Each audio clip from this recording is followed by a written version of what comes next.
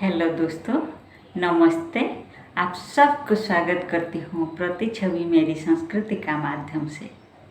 आज मैंने आप सब के लिए एक सुंदर सा पौराणिक कहानी लेकर आ रही हूँ, जिसका विषय वस्तु स्वर्णलंका क्यों बन गया अभिशप्त लंका। आशा करती हूँ ये विषय वस्तु आप सबको बहुत प्रभावित करेगा। इससे पहले मैं आप सबको बताने वाली हूँ, यदि आप अभी तक मेरे चैनल को सब्सक्राइब नहीं किए तो सब्सक्राइब कर दीजिए, ताकि आपका एक एक सब्सक्राइब मेरे को 100 गुना उत्साहित करेगा आप सब के लिए नया नया विषय वस्तु लाने के लिए। एकदा माता पार्वती भगवान सदाशिव के साथ गगन मार्ग में विचरण कर रहे थे। उसी समय माता पार्वती ने इंद्रलोक, ब्रह्मलोक और विष्णुलोक को देखने के पश्चात अपने मन में भी ऐश्वर्य भोगविलास प्रति इच्छा प्रकाश किए थे। उन्होंने अपना इच्छा भगवान सदाशिव के पास प्रकाश किए थे। तभी भगवान सदाशिव ने बोले, हे पार्वती, तुमको तो पता होगा मैं पहले से ही वैराग्य जीवन को पसंद करता हूँ। मेरा इसी वैराग्यपूर्ण जीवन को पसंद करके तुमने मुझे विवाह करने के लिए घोर तपस्या किए थे, फिर आज क्यों ऐश्वर्य संपन्न भोगविलास युक्त महल को पाने के लिए इच्छा प्रकाश कर। माता पार्वती ने बोला, आप देवों का देव महादेव होने के कारण से कभी कभी ऐश्वर्य संपन्न जीवन यापन भी करना चाहिए, इसीलिए मेरा ये मनोकामना आप पूर्ण कर दीजिए। भगवान सदाशिव ने बोले, हे देवी, मैं देव का देव महादेव होने के कारण से सभी देवताओं से अलग हूँ। जब समुद्र मंथन से अमृत लाभ हुआ था, सभी देवता अमृत पान करने के समय मैं खुद विषाक्त गरुड़ को ही पान करके सारा संसार को रक्षा किया था। इसी कारण से मैं देव का देव महादेव का नाम वहन कर रहा हूँ। माता पार्वती का मनोउना देखने के बाद उनका भावना को सम्मान देते हुए सदाशिव ने बोले थे, हे पार्वती, मैं तुम्हारा ये मनोकामना जरूर पूर्ण करना चाहता हूँ। तभी माता पार्वती ने बोले, हे सदाशिव, समुद्र के अंदर एक सुंदर सा भूखंड होगा। उसी भूखंड के चार तरफ सिर्फ जल ही जल होगा। उसी के अंदर नानादि रत्न और स्वर्ण खचित सुंदर सुंदर महल होगा।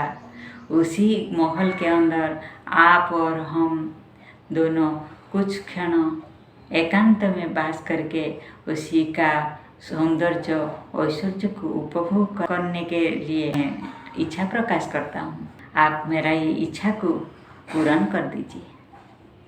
माता पार्वती का ये इच्छा को पूर्ण करने के हेतु प्रभु सदाशिव ने समुद्र के अंदर एक सुंदर सा भूखंड और उसके अंदर सुंदर सा स्वर्ण खचित महल का निर्माण किए थे, जिसका नाम दिए थे स्वर्णलंका।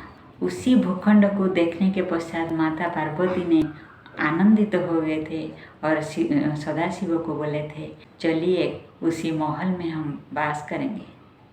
तभी सदाशिव ने बोले थे, जैसे शक्ति के बिना शिव शव हो जाता है, इसी प्रकार शिव परिवार के बिना शिव अधूरा रह जाता है।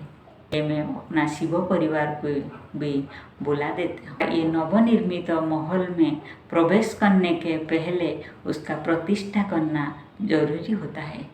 इसी कारण से भगवान सदाशिव ने नारद महर्षि को बुलाकर गृह प्रवेश का काम समर्पण कर दिए थे।